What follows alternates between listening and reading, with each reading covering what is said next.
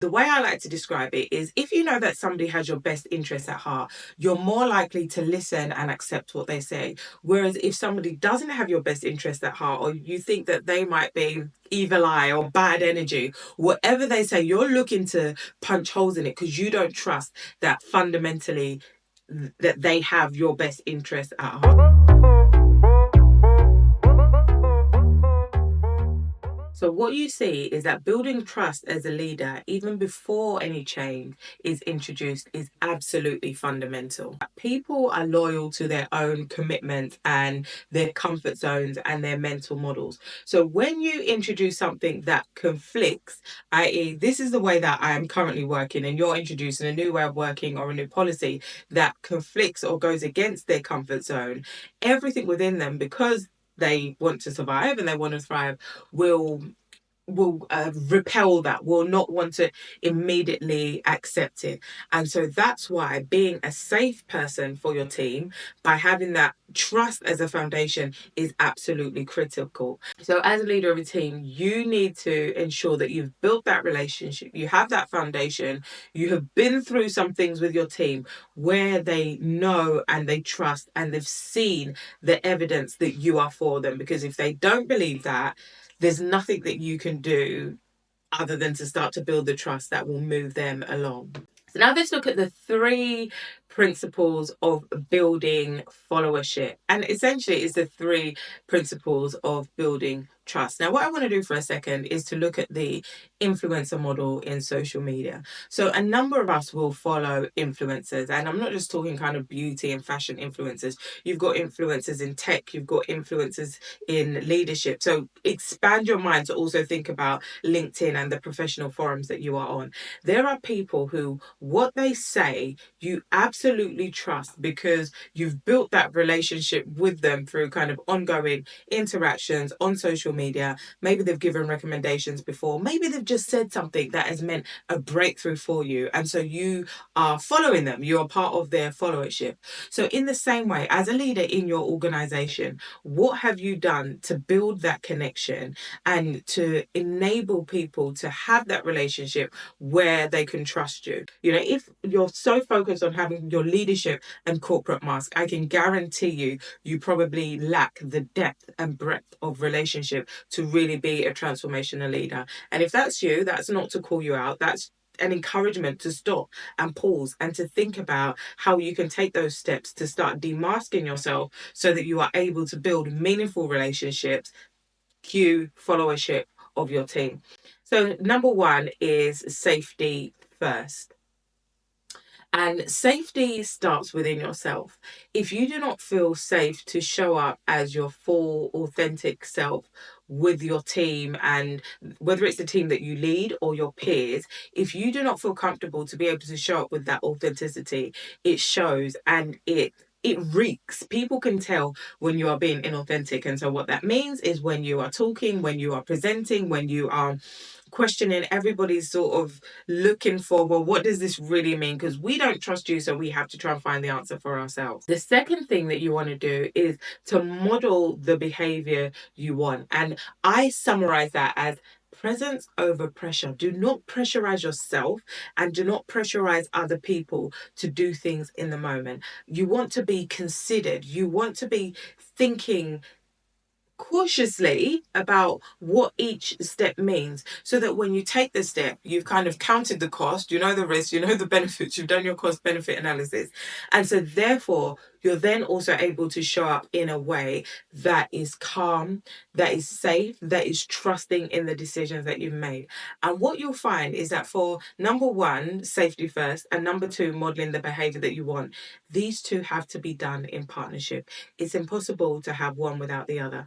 If you are kind of shady and always looking for, you know, a way to spin things that you don't really believe in, your behavior will have cracks. Who you really are will show up. It's impossible for us to pretend all the time. And the third and final thing that I would say that you need to do is to create micro moments of influence. Influence happens in conversations, not in presentations. So if your diary, on a very practical note, if your diary is back to back to back and you do not have time for your team, you're constantly cancelling your one-to-ones, there's no time for kind of that impromptu to conversation. What do they used to call them when we were in the office all the time? Those water cooler moments. If there are no moments for you to kind of just be and to just yap, in the way that I'm doing now, but between you and your team, what you'll find is you are missing out on the gold.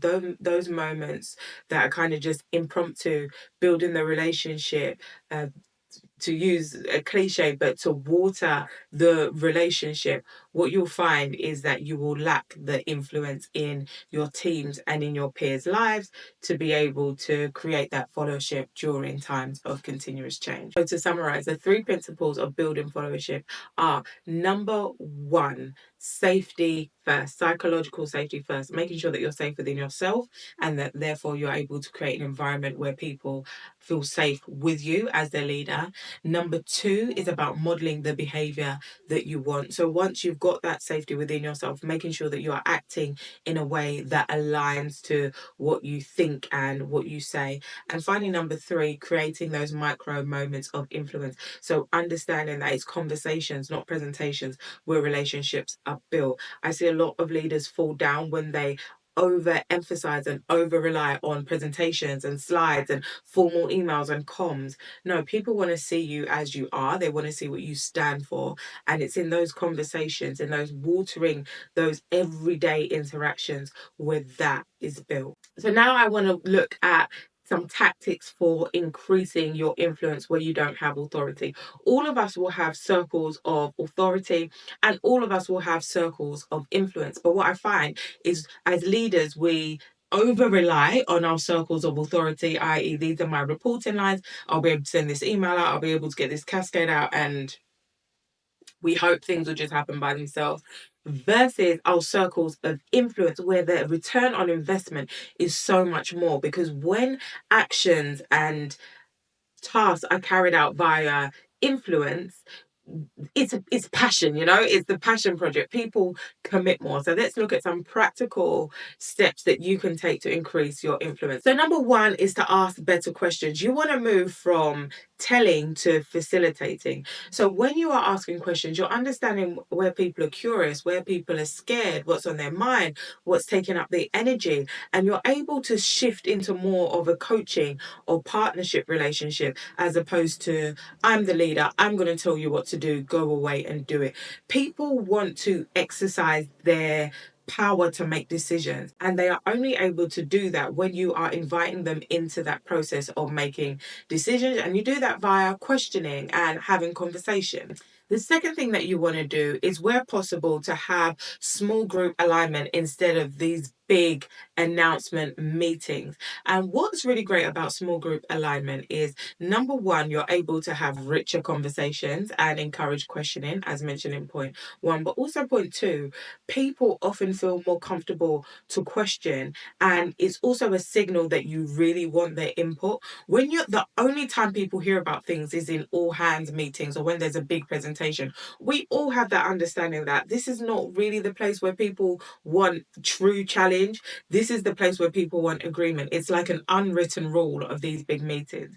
So to not play into that, you want to make sure that you're creating those spaces for real engagement and real challenge and real conversation via having smaller groups. The third thing is that you want to let others carry the message. If you believe that you are the only person and you are the most preciously positioned to be able to carry a change message, then honestly, there is something that you've missed. And I know historically that was the case. And in some cultures, that is still the case, where culturally hierarchy carries a lot more weight. But I think generally, globally, we're seeing a shift away from that hierarchical model, and where there are all these different pockets of influence. And the great thing is, there's power that comes from third party validation. When it's only you pushing a message, when it's only you that's excited about a certain announcement, it dilutes that message. It dilutes the impact, because everybody's thinking, well, why is it only you? What's the catch here? Whereas when there's a community of people already behind a decision and already encouraging a message, it's easier for that message to spread. So now I want to take a second to look at some pitfalls to avoid if you as a senior leader are trying to build your followership during times of continuous change. Number one is leading with urgency, not clarity. And this is a big one because traditional change management models would say you need to create a burning platform. You need to create that sense of urgency. And that worked to a certain extent when you had, big structured change, maybe once or twice a year.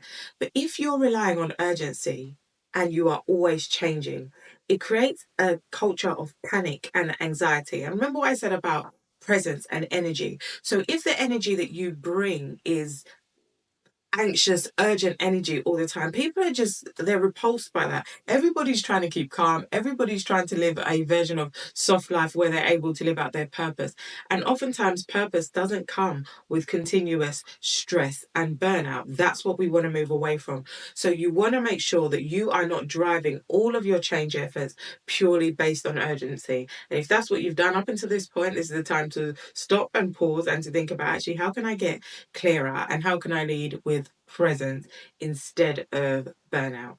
The second pitfall to avoid is talking at instead of talking with. So don't just go and broadcast. Don't only rely on internal comms. Absolutely, you need internal comms to help you with your positioning, to understand what other messaging is out there, to help with aligning. There's a place for internal comms, but even internal comms professionals will tell you we can only do so much. You also need to contribute your voice and your presence to the conversation via talking with, not talking at people. The third pitfall to avoid is assuming that silence equals agreement. I would even take it as far as to say, if you announce something and you only have silence, you need to probe. You want to engage in conversation and understand what people are thinking, even if just to see if you've got any blind spots and if there's anything that you have missed. Designing with and going on that journey with your team will be infinitely more productive than trying to go it alone. So if I was to summarize becoming a leader who creates movements instead of relying on your positional authority, which is also, in my opinion, the lowest form of authority that you would have, it's about moving from compliance to commitment. You do not want a team who only does what you've asked them to do because if they don't, they fear they will lose their jobs.